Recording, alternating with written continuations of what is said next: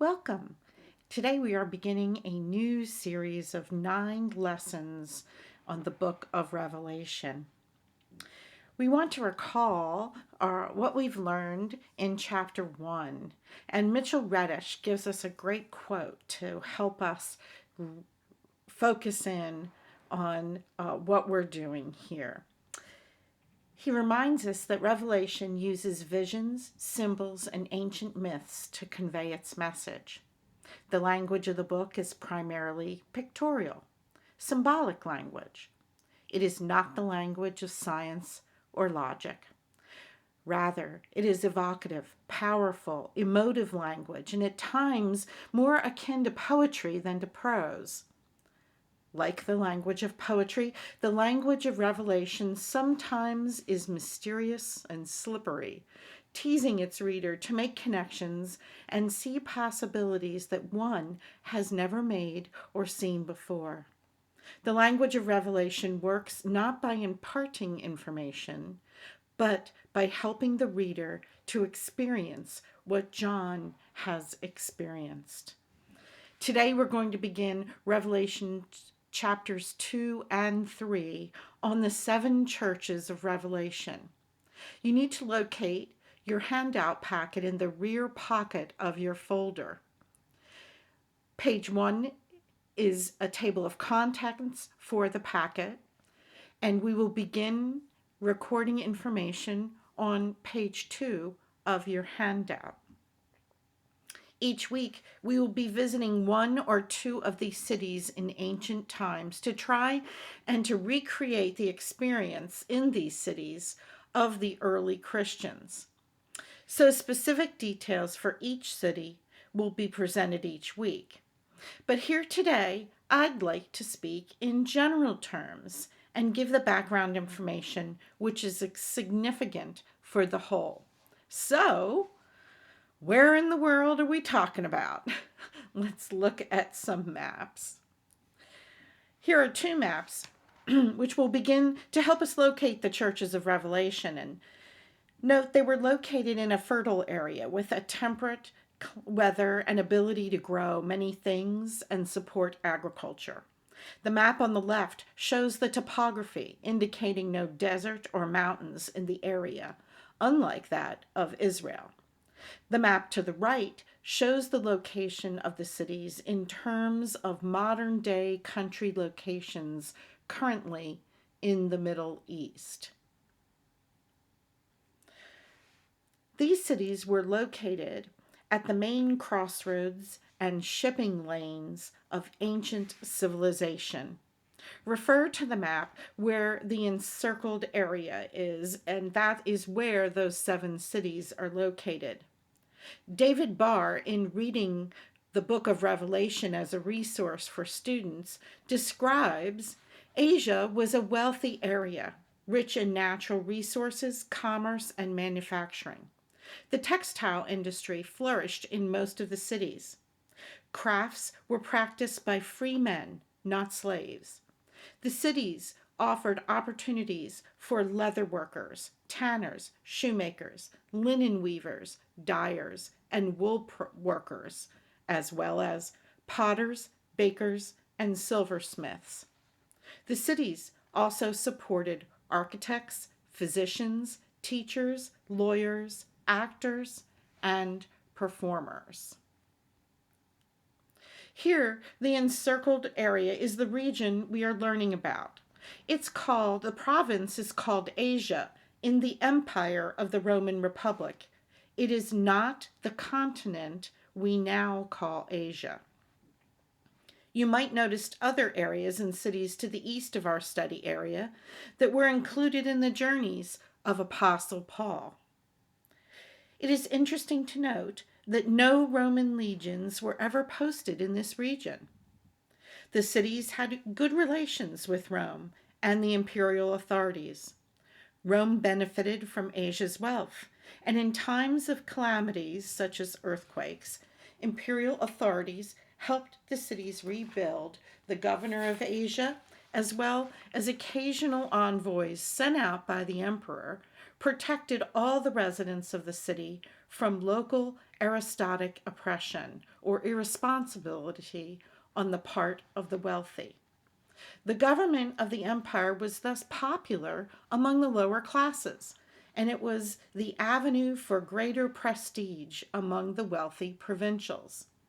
Wealth is never divided equally, but the wealthy in the cities were obliged to support civic well being through grants, foundation, and city governance. Shop owners, retail traders, money changers, craftsmen, along with teachers, doctors, were able to ply their trades successfully, and free laborers could go on strike or slowdowns when they were not fairly compensated. Relatively speaking, there was a minimum of conflict between the wealthy and the poor. I refer you to Appendix B of the introduction packet for additional information on this. You can see excerpts from The Beast from the Land and The Social Setting by Stephen Friesen. This is a close-up of the Roman roads in this Roman province of Asia. There are 7 churches, but notice there are many other cities, all of which had churches in that area. It's not clear why these 7 were chosen to represent the whole church, though they were all connected by being located on the main Roman road at intervals of about 30 or 40 miles. The cities in which these early Christian assemblies met were important urban centers, some with vast populations. Ephesus, Smyrna, Pergamum, and Sardis being the 4 that had large populations. The following chart has the meaning of each city name and its estimated population in ancient times. At this point, I don't see any significant connections between the meaning of the city's name and what is contained in the text of the Revelation letters.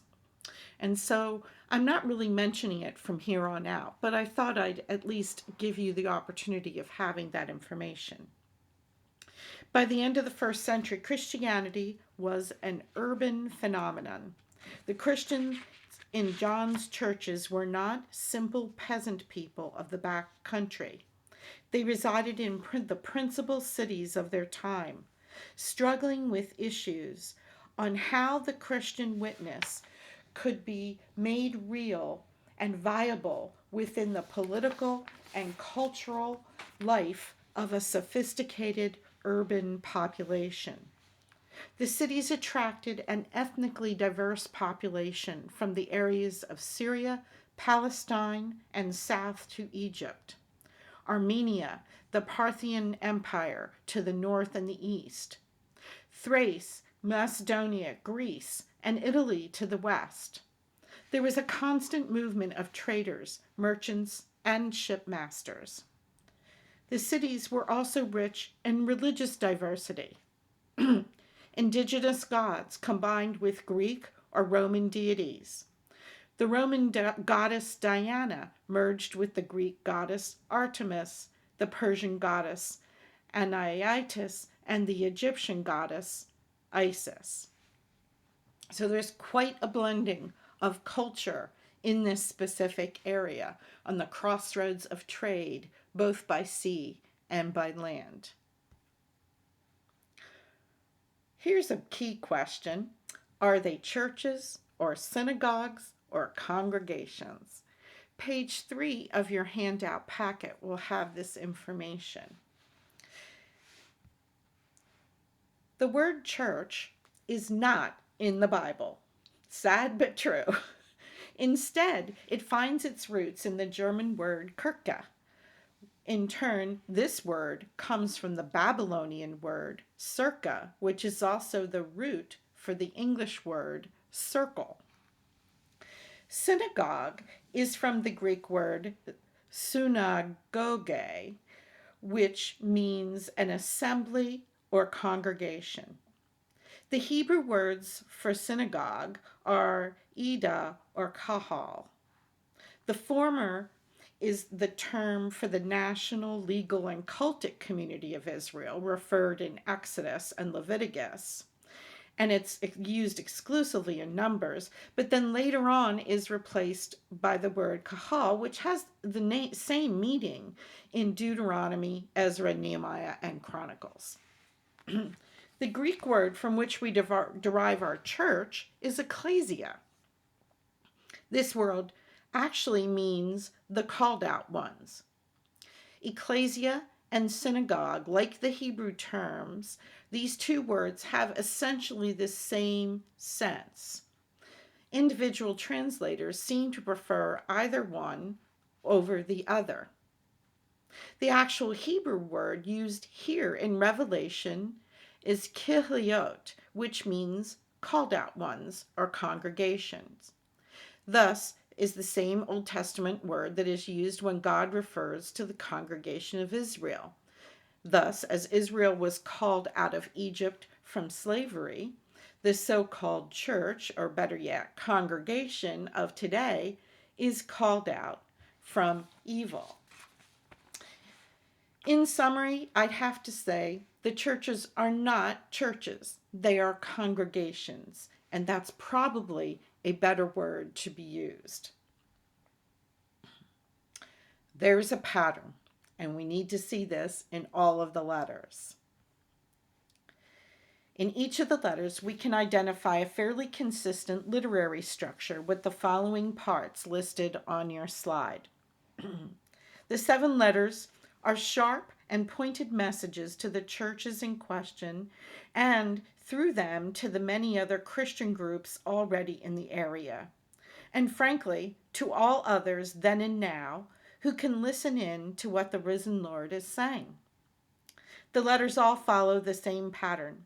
They begin with a reminder of some aspect of the description of Christ that we've already covered in chapter 1. They continue by congratulating the church on what has been going well. Except in Laodicea, there's nothing to praise. Then there is a warning about what has been going badly. Only in Smyrna and Philadelphia, there's no fault to be found. The letters then end with a solemn warning and promise. The Spirit is speaking to the churches, calling Christians to conquer, and promising them some aspect of the glorious future which God has in store. All the promises and all the warnings are for all of the churches.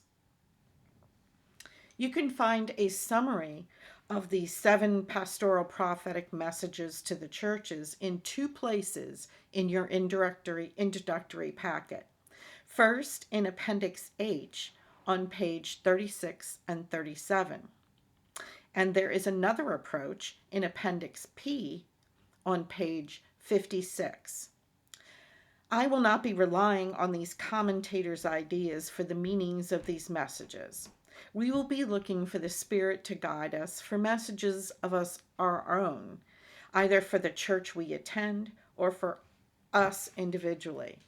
I think we're going to have to fill our own church, our own chart out for us at some point. Next, we have some problems. You can fill in this information at the bottom of page 3 of your Revelation 2:3 handout. When we read these 7 messages, we're going to be struck by 2 major problems that the congregations are confronting. 1, the reality of various kinds of persecution, and 2, a strong temptation to accommodate with the accommodation of the being perhaps seen as some as the way to avoid or stop persecution. The 7 messages are telling us that there's a wide spectrum within the churches, from the highly accommodating to not accommodating of the common cultural practices or norms of society. The most prominent form of accommodation at issue is eating food sacrificed to the gods, or in Christianity, or our perspective, would be idols. This was the cultural norm and expectation. demonstrating support of the political and social status quo. The basis for this argument is the same argument that has been going on in the church for quite some time, and it continues. The adoption of Jewish practices and understanding, meaning works, versus not placing too hard of a burden on new believers and just insisting on faith argument. More on this in a moment. It would help if you took a look to Appendix B, page 19, excerpts from Stephen Friesen's Revelation, Regalia, and Religion would shed more light on this particular topic. As for persecution, it seems it has come in several forms. Harassment for being identified as a Christian, bearing the name at Ephesus and Philadelphia, economic and or social deprivation, as well as slander from certain Jews at Smyrna and Philadelphia, fear of impending arrests, suggesting investigation by provincial officials, perhaps officials of the imperial cult, and possibly based on reports from Jewish leaders at Smyrna, and harassment, even including a violent death at Pergamum. Are we Jewish or are we something else? Again, I encourage you to read in Appendix B, page 17, the article by Leonard Thompson from Ordinary Lives, John and His First Readers. You might find that interesting. Okay, works versus faith. That ongoing argument ever since the meeting in Acts between the disciples and Paul. In each of these churches, the Lord knows or sees everything. He is fully aware of their condition, as indicated by the phrases on the slide. I know your works and deeds is the phrase used in 5 of the 7 letters. Works, as defined here, means business, employment, that which anyone is occupied, that which one undertakes to do, any product, whatever, anything accomplished by hand, art, industry, or mind. So, let's explore this understanding of works. You can fill in this information on page 4 of your Revelation 2 and 3 handout packet. The general Greek meaning of these words, this word work, denotes action or active zeal. They occur in relation to all kinds of work, working with various materials, building, and technical and cultural activity. They also denote work as a social or ethical task. Hellenistic Judaism stresses various points regarding works. There's this understanding that human labor is a curse, and it's linked with the fall of man, and that human labor is seen as a curse because it's necessary. And it stresses this negative side of work in contrast to the work that we talk about of the eschatological age, which is done without toil. More on that in a sec. Secondly, Hellenistic Judaism talks about the righteousness of works. A decision has to be made between the works of God and the works of self-will. The works of God are good, and the works of self-will are determined bad.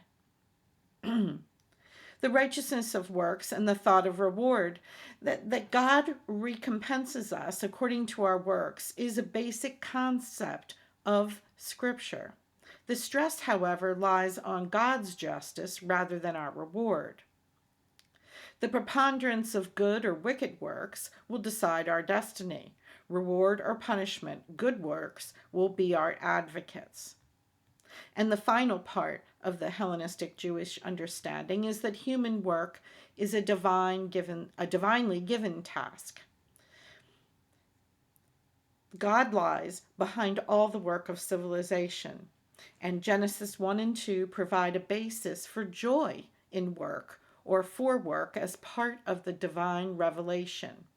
They also provide a basis for the belief that work is done by divine commission. In other words, we're given a commission by God to be good stewards and work. Now, Christianity slightly modifies this understanding, and takes up the theme with the exhortation to work. Here, all work serves the community, either directly or indirectly, and is finally God's work in us. For the New Testament, work is the fruit of faith. Faith works by love. There is a work of faith and a labor of love. God fulfills the work of faith by his power. Works are thus the basis of judgment, according to Romans, but true works are actually done by God, so that although we're responsible for them, they really don't carry any merit, but are the response to the message of repentance.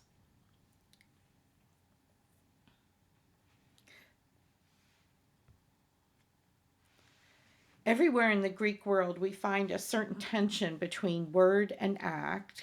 Word is epos, word is logos and act is epos. And philosophy assumes that there's a logical and ethical harmony. So in the Greek word, philosophy is king. The Bible, too, demands that they be in correspondence, as they are with God. But the rabbis are very conscious of a discrepancy between preaching and practice. This is also perceived in the book of James and Matthew. True faith and works go together. Yet as faith is without works, is dead. So works that do not proceed from faith are dead, as listed in Hebrews 6:1. They do not leave in life. Generally speaking, the work of Christ, which is salvation, restores the whole situation by producing in us the good works that are the work of faith, the ergato theo of the new covenant. And all of this work of faith is active by the love of God, because God loves us and because we love God. For each of these cities, there were other words which we will take up on a later basis. I have the definitions here because I went ahead and looked them up, but I thought you might be interested in them as we move forward here. They are listed on page 5 of your handout, so you don't need to be copying this down.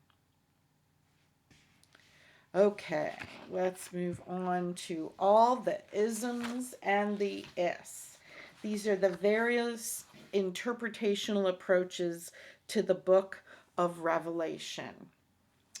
Let's deal with some of these terms, and you want to turn to pages 28 through 35 of your introduction packet. We're going to look for these charts and tables, which you have copies of in appendices E, F, and G. Later on, you might want to refer to the glossary, Appendix O, on page 43. All of these graphics are in your introduction packet, and right now the ones in front of you on this slide are located on pages 33 through 35, and you have copies of all this. Let's go through and hash out some terms. Look at the upper left corner of the slide. This graphic shows the difference between 3 of the interpretations we'll talk about today. The preterist believes that everything in Revelation is only about the time in which it was written. A historist, meaning is the bottom right-hand graphic essentially, and the top graphic, top right-hand graphics, those two, the historist believes that the book of Revelation is a prophetic survey of history. And this person defines the various eras of history into the understanding about God or relating to God. We'll talk about this more in a second. The futurist, with the exception of chapters 1 through 3, believe that all the visions relate to a yet to happen future. If we look at the two right-hand graphics, this is the dispensationalist, meaning it divides the history of the world into, quote, dispensations of God to humankind. And the bottom left-hand graphic is the millennial day theory. And the Sabbath millennium theory is a theory where the second coming of Christ will occur 6,000 years after the creation of mankind, followed by 1,000 years of peace and harmony. It's a very popular belief accepted by premillennialists who usually promote the young earth creationism. This view has taken a stance that each millennium is actually a day, according to God, as found in Psalm 94 and 2 Peter 3:8. And that eventually, at the end of the 6,000 years since creation, Jesus will return. It teaches that the seventh millennium is actually called the Sabbath millennium, in which Jesus will ultimately set up his perfect kingdom and allow his followers to rest. The Sabbath millennium is believed to be synonymous with the millennial reign of Christ that we will find in chapter 20 of the book of Revelation. I'm not advocating any of these interpretations, but I've listed information in the introduction packet that summarizes these approaches. They each have some merits, but in my humble opinion, they each have a lot of problems. Let's just focus on one for right now. Prevalent certain circles is the view that the seven churches depict seven eras of church history, from the apostolic period to the present, known together as the present age or the church age. Although this approach does not deny that the seven messages had any immediate relevance for the first century churches or for individual believers and churches since that time, it views their primary purpose as predictive. This approach, a bird's eye view of church history, has been especially popular for approximately the last 100 years in conservative Protestant circles, but it actually goes back in essence to at least the Middle Ages. You can refer to the table on dispensationalist interpretation of the churches in Revelation located in Appendix F on page 34. This is also tied to the understanding that all of human history can be divided into the seven ages or eras. You can see the timeline at the top of the slide, which is also located for you in Appendix G on page 35. The historist approach is slightly different in that the Revelation Church of Laodicea represents a period in church history, current church history, during which Christianity itself is marked by the characteristics specified in the letter in Revelation to that congregation, rather than being a description of the millennial church during the millennial reign of Christ. That's the difference between historist and a dispensational approach. The focus is on the behavior of the church rather than the predictive element for the historist. And note that the pattern is not truly a fit for all the ages. There are several major problems with these approaches. Revelation gives no hint, interest in, or knowledge of specific eras of the church. The text does not suggest concern with future churches, but with real first century churches facing first century problems. This does not rule out any symbolic or ongoing significance to later churches, but this must be a matter of careful theological reflection, not wild speculation. This kind of schema uncritically reflects the perspective of very conservative, largely fundamentalist, and very American Protestantism, which finds its heroes in the earliest church and the Protestant missionary movement, and its enemies in both the Catholic Church and the magisterial Reformation. These biases appear in both the description as well as the dates offered for these church eras. In your view, does the dispensational or historist or millennial day approaches to Revelation have any merit? Why or why not? What do you think about them? Here's my take on all this. It's quite interesting, but I'm not sure the aspects of the one Revelation church fits the entire Christian church during each of those periods listed. I believe that each of the church's behaviors fit every age at various times, even to this day. Prophecy is not a prediction of the future. It's an understanding that God gave to the prophet of consequences of certain behaviors on the part of God's people. Prophecy can literally not come true if the people change their ways. For instance, in the book of Jonah, the prophecy did not come true because the people repented.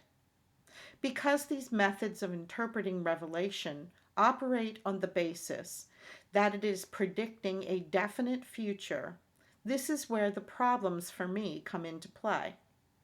On the other hand, where Revelation is revealing the end of God's plan for all humanity and the heavens and the earth, I accept that part.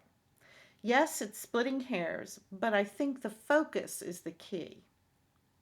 Also, if you only look at Revelation as a prediction of the future, you miss so much amazing information. The new understandings of God and Jesus Christ and their relationship, the songs of praise and the interaction of the heavenly creatures with God and with humanity, and the role nature on earth has to play in all of this. The list goes on and on. Our session next week, we will dive into the letter of the congregation at Ephesus. I hope you can join us then. Until then, take a look at all the handouts I mentioned. There were quite a number of them. Bring a list of questions to the Zoom discussions. I have no set agenda for these meetings, so participation will be key here. Some topics: how about faith versus works and how this might relate to salvation? And 2, are you a futurist, a historist, or a preterist? Which one are you, or a combination, and why? Until then, God bless you all, and I hope to see you soon.